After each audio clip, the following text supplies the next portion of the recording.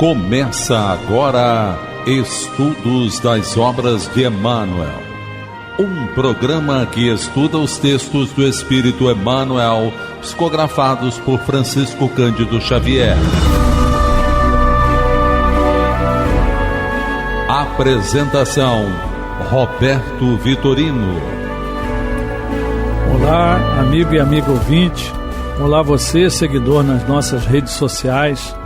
Estamos iniciando mais um estudo das mensagens do Espírito Emmanuel, psicografia de Chico Xavier, publicadas na coleção Fonte Viva das edições da Federação Espírita Brasileira. Esse nosso programa ele é gravado, mas você pode se comunicar conosco enviando suas perguntas, reclamações e sugestões, solicitar esclarecimentos através dos nossos canais, pelo telefone 21 3386 1400, pelo WhatsApp 21 98486 7633 ou pelo e-mail estudodeemmanuel@radioriodejaneiro.am.br. Nós aguardamos o seu contato. Nós temos reprises às terças-feiras às 2h30 da madrugada e aos domingos às 20h50, 10 para as 9 da noite. No nosso site, radioriodejaneiro.digital, nós vamos encontrar os últimos 4 programas gravados. E no YouTube, Rádio Rio de Janeiro, na playlist, todos os programas até o dia de hoje. Hoje nós vamos estudar a mensagem Na Ausência do Amor, do livro Fonte Viva, a lição número 158, que será lida pelo nosso conselheiro da Fundação, João Nogueira. Do livro Fonte Viva, de autoria de Emmanuel, psicografia de Francisco Cândido Xavier, Na Ausência do Amor. Emmanuel se baseia na primeira epístola de João, capítulo 2, versículo 11, quando diz: Mas aquele que aborrece a seu irmão está em trevas e anda em trevas e não sabe para onde deva ir, porque as trevas lhe cegaram os olhos. E o nosso Emmanuel comenta: Se não sabes cultivar a verdadeira fraternidade, serás atacado fatalmente pelo pessimismo, tanto quanto a terra seca sofrerá o acúmulo de pó. Tudo incomoda aquele que se recolhe à intransigência.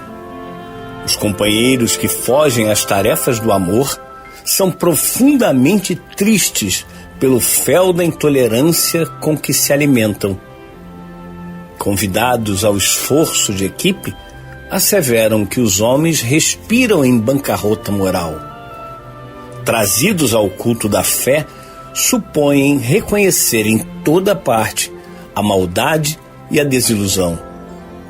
Chamados à caridade, consideram-nos irmãos de sofrimento inimigos prováveis, afastando-se irritadiços. Impelidos a essa ou aquela manifestação de contentamento, recuam desencantados, querendo surpreender maldade e lama nas menores exteriorizações de beleza festiva. Caminham no mundo entre a amargura e a desconfiança. Não há carinho que lhes baste. Vampirizam criaturas por onde estagiam, chorando, reclamando, lamentando. Não possuem rumo certo. Declaram-se expulsos da sociedade e da família. É que, incapazes do amor ao próximo, jornadeiam pela terra sob o pesado nevoeiro do egoísmo que nos detém tão somente no círculo estreito de nossas necessidades, sem qualquer expressão de respeito para com as necessidades alheias. Afirmam-se incompreendidos porque não desejam compreender. Ausentes do amor, ressecam a máquina da vida, perdendo a visão espiritual. impermeáveis ao bem, fazem-se representantes do mal. Se o pessimismo começa a abeirar-se de teu espírito, recolhe-te à oração e pede ao Senhor te multiplique as forças na resistência ante o assalto das trevas.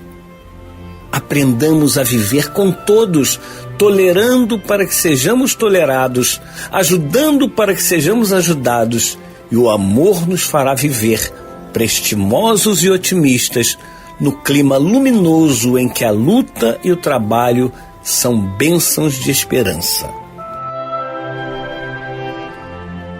Então, mais uma vez, Emmanuel nos trazendo uma lição maravilhosa e sempre oportuna. E ele faz referência a João 1, capítulo 2. Então, no Evangelho, João deixa bem claro para nós que alguns irmãos estão em trevas, e não sabem para onde ir, porque essas trevas lhes cegam os olhos, lhes cegaram os olhos.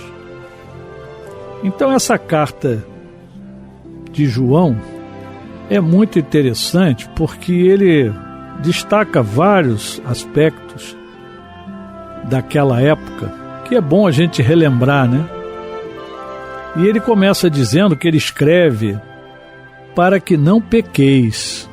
E se alguém pecar, temos um advogado, em letra maiúscula, para com o Pai, Jesus Cristo o justo. Então ele já começa nos dando uma mensagem de esperança, mostrando que nós vamos errar. Nós temos o direito de errar, nós podemos pecar, nós podemos errar. Mas temos Jesus Cristo que sempre vai nos defender de acordo com as nossas necessidades, que nunca nos abandona. Então, nós sabemos, porque nós o conhecemos. E, como foi dito, se guardarmos os seus mandamentos, nós estaremos amparados por ele permanentemente. E João ainda nos diz: mas qualquer que guarda a sua palavra, o amor de Deus está nele, verdadeiramente aperfeiçoado. Nisto conhecemos que estamos nele. Então, nós temos que primeiro guardar a sua palavra, ou seja, seguir os ensinamentos de Jesus. E aí nós estaremos com ele, com Jesus, porque ele sempre está conosco. Nós é que temos que estar com ele. E aquele que diz, João continua, que está nele, também deve andar como ele andou. Então, tudo que Jesus fez, nos exemplificou, é exatamente o que nós precisamos fazer. E ele lembra: irmãos, não vos escrevo mandamento novo, mas o mandamento antigo, que desde o princípio tiveste. Esse mandamento antigo é a palavra que desde o princípio ouviste. Outra vez vos escrevo um mandamento novo, que é verdadeiro nele e em vós, porque vão passando as trevas, e já a verdadeira luz ilumina. Então João já nos alertava que as trevas, elas sempre existiram, e nós já temos a luz. Jesus foi a luz do mundo. Então nós temos que segui-lo. E na medida que a luz vai chegando, as trevas vão acabando. E João ainda nos lembra: aquele que diz que está na luz e odeia a seu irmão, até agora está em trevas. Aquele que ama a seu irmão está na luz, e nele não há escândalo. E ele complementa: mas aquele que odeia a seu irmão está em trevas, e anda em trevas, e não sabe para onde deva ir, porque as trevas lhe cegaram os olhos. E é nesse versículo 11 que Emmanuel desenvolve todo o seu estudo. E completando aqui a carta de João, mais à frente ele vai dizer: eu vos escrevo, filhos, porque conhecestes o Pai. Então é muito importante, já que nós conhecemos o Evangelho, então ele pode falar para nós coisas que antes a gente não entenderia. E ele diz: pais, porque já conhecestes aquele que é desde o princípio.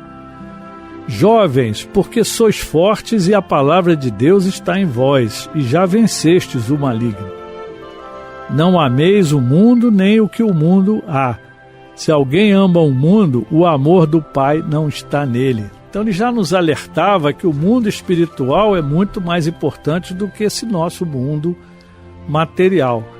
E ele complementa: porque tudo o que há no mundo, a concupiscência da carne, a concupiscência dos olhos e da soberba da vida, não é do Pai, mas do mundo.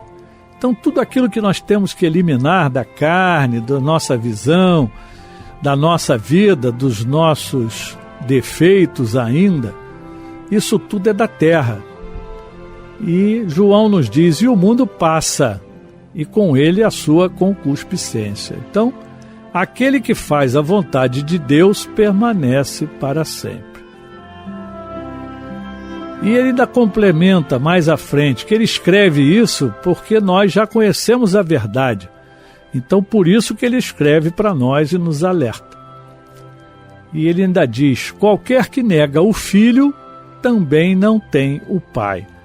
Mas aquele que confessa o Filho, tem também o Pai. Portanto, o que desde o princípio ouvistes, permaneça em vós. Se em vós permanecer o que desde o princípio ouviste, também permanecereis no Filho e no Pai. Esta é a promessa que ele nos fez, a vida eterna. Estas coisas vos escrevi acerca dos que vos enganam. Então, com isso, ele está mostrando que nós já conhecemos o Filho. Todas as vezes que seguimos Jesus, o Pai, que é de todos nós, está também junto a nós, e nós estamos junto a Ele. E ele lembra que aquele que está com o Filho também está com o Pai. Tudo que Jesus nos prometeu, quando ele fala na vida eterna, é a felicidade futura que todos atingiremos. E ele lembra daqueles que nos enganam. Então, a importância da nossa vigilância. Temos que estar constantemente vigiando a nós mesmos, para que a gente não caia nas tentações do mundo, nas diversas armadilhas que são preparadas para nós. E mais adiante ele vai concluir: e agora, filhinhos, permanecei nele, para que aquele, ou melhor, para quando ele se manifestar, tenhamos confiança, e não sejamos confundidos por ele na sua vinda. Se sabeis que ele é justo, sabeis que todo aquele que pratica a justiça é nascido dele. Então nós sabemos também, que Jesus chamou a todos, mas os escolhidos são aqueles que tiverem mérito. Todos fomos chamados, mas agora nós temos que estar atentos, seguir o que Jesus nos ensinou, evitar as perturbações do mundo, das coisas materiais, os nossos possíveis desvios, para permanecer alinhados nos ensinamentos de Jesus. E aí sim nós estaremos aptos a ser os chamados, E aí já, quando cumprirmos, sermos os escolhidos, porque todos foram chamados e nós também. Então agora é um momento em que a gente precisa trabalhar em nós a nossa transformação moral, para que a gente não caia no erro novamente. E o Emmanuel, ele coloca para nós a importância do amor, que foi o que Jesus mais nos ensinou. O amor é o alimento do Espírito, é o amor que nos une, e por amor Jesus veio à Terra, sofreu por nós para mostrar o caminho verdadeiro. O caminho é difícil?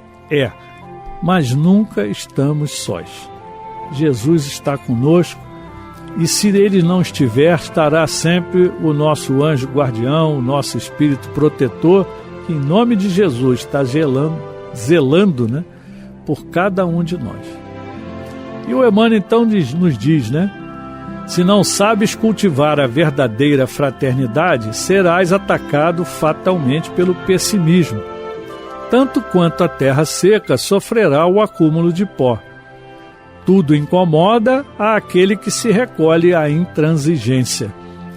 Então é importante que nós vibremos fraternidade, respeito, amor, para que a gente olhe as coisas com o olhar do amor, o olhar do bem. E se nós olharmos com esse olhar do pessimismo, né, com a nossa intransigência, parece que à nossa volta tudo está errado, tudo está ruim. E ele nos lembra, né, que aqueles que fogem das tarefas do amor são profundamente tristes, porque tem o fel, né, aquele amargo da intolerância com que se alimentam. Então, quando eu sou intransigente, quando eu sou intolerante, eu estou me realimentando com essas energias negativas. Então parece que o mundo todo está tudo errado. A gente não consegue mais ver o bem quando ele está bem na nossa frente e nós não estamos percebendo, porque nós estamos amargurados, nós estamos olhando com a nossa visão distorcida. E o Emmanuel nos lembra, né, quando a gente encontra um irmão desse, convida para junto conosco aprender, tentar modificar, né? E aí, normalmente, esses irmãos que não querem, eles dizem, os homens estão com a moral acabada, né? A bancarrota moral, o mundo está acabado, não tem mais jeito. A gente ouve isso aí direto, até dos familiares, né? Quando a gente tenta levá-los ao culto da fé, qualquer que seja, qualquer culto, de qualquer religião, qualquer momento em que vá se pensar na vida futura, na vida espiritual, e aí ele só vai ver no entorno maldade, desilusão, porque ele muitas vezes não quer, ele não quer ceder, então fica fechado, né? E a gente diz, olha, se você não quiser ver, você está desiludido, tudo bem, então vamos fazer o seguinte, vamos fazer caridade, vamos juntos, tem tanta gente sofrendo, vamos tentar ajudar. Porque quando a gente trabalha, quando a gente ajuda alguém, a gente começa a sentir a vida um pouco diferente, a gente começa a compreender a luta do outro companheiro, do nosso outro irmão, e isso nos faz refletir bastante, né?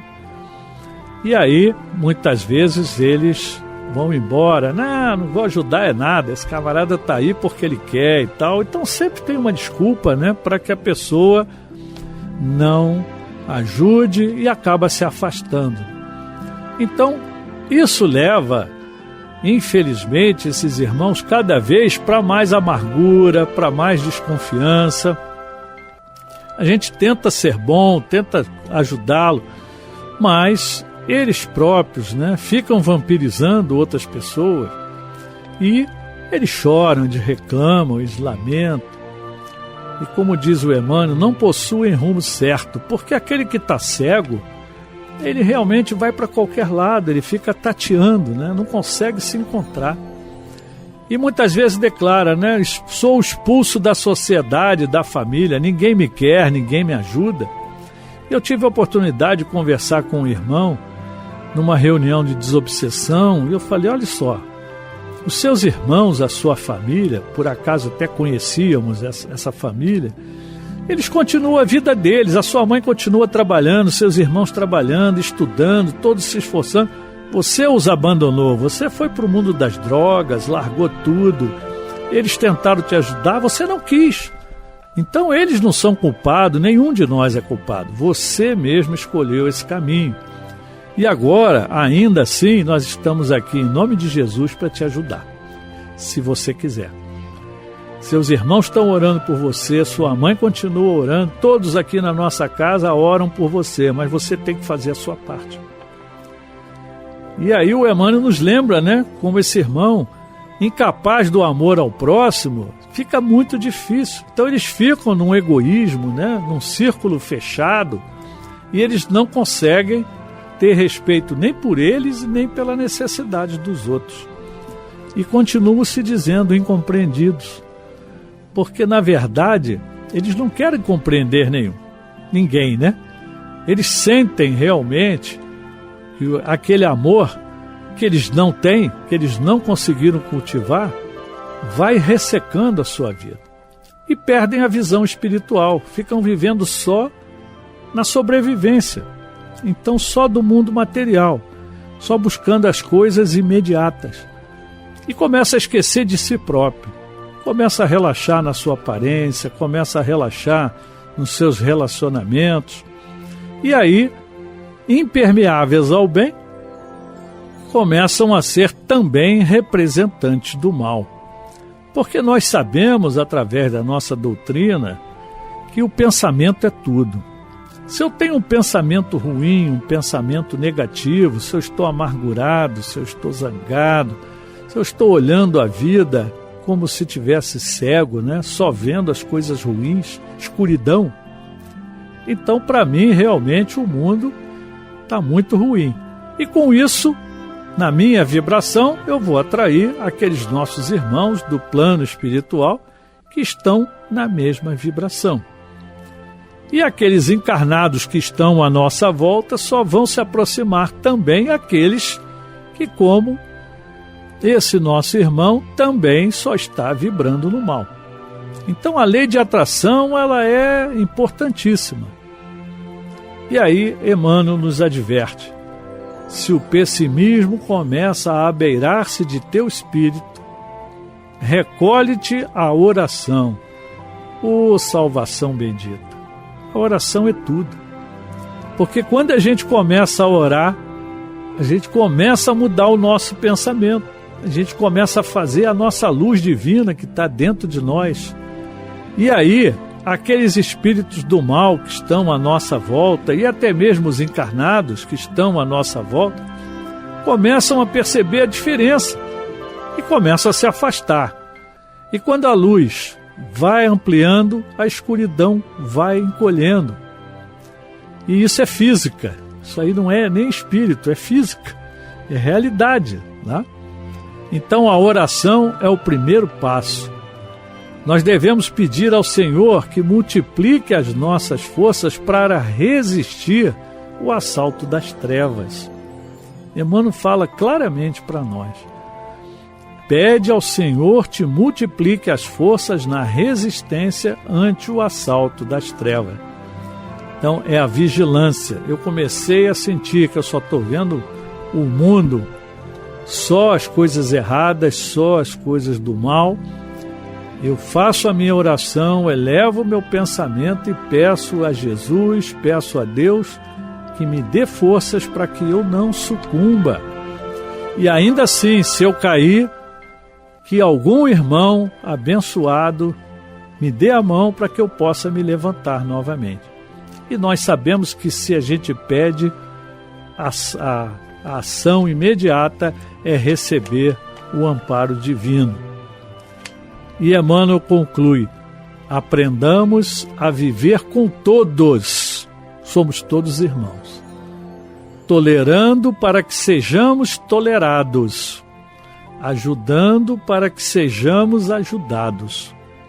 E o amor nos fará viver prestimosos e otimistas, quer dizer, uns ajudando os outros com alegria, no clima luminoso em que a luta e o trabalho são bênçãos de esperança.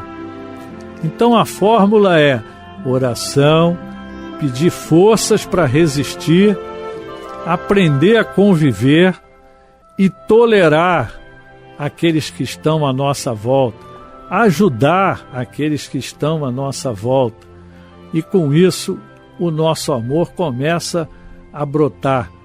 E aí a gente retoma a alegria de viver.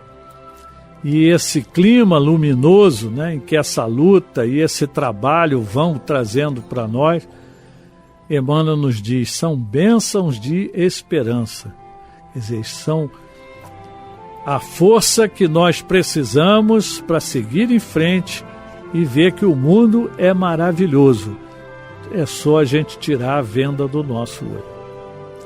Meus irmãos, com essas recomendações, nós lembramos sempre, vamos vigiar e orar, porque nunca estamos sós. Muita paz. A Rádio Rio de Janeiro apresentou Estudo das Obras de Emmanuel, um programa que estuda os textos do Espírito Emmanuel, psicografados por Francisco Cândido Xavier.